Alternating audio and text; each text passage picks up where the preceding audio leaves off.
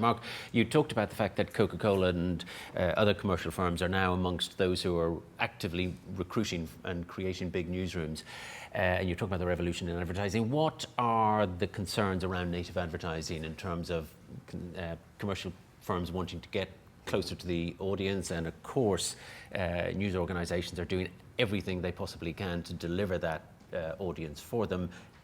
And I know at The Guardian, The Observer, there are daily conversations about where the line is, and it isn't a science, it's an intuitive kind of decision you make about whether this retains credibility as a piece of journalism without commercial influence. But I wonder if you just give us 90 seconds on the pitfalls and opportunities. I mean, I'm reminded of the early stage of social media where the advice of the New York Times journalists about their etiquette on digital media was don't be stupid.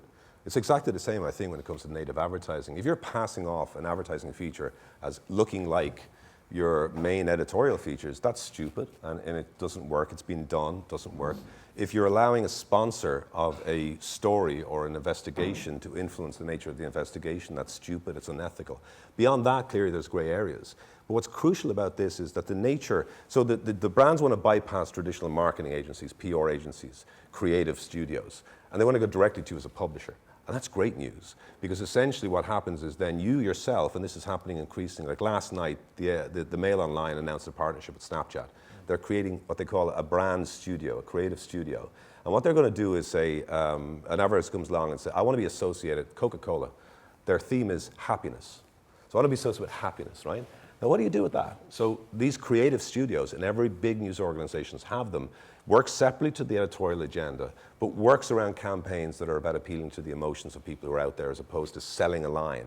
Now I know this has to be seen rather than described, but my final point about it is this is the same old business model, right, as the newspaper.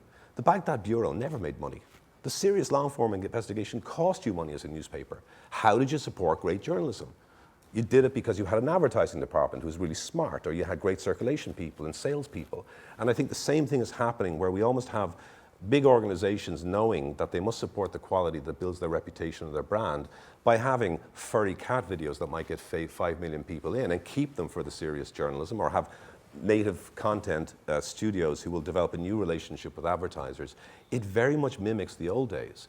And just like in the old days there were certain firewalls, we don't have them yet, but they are emerging.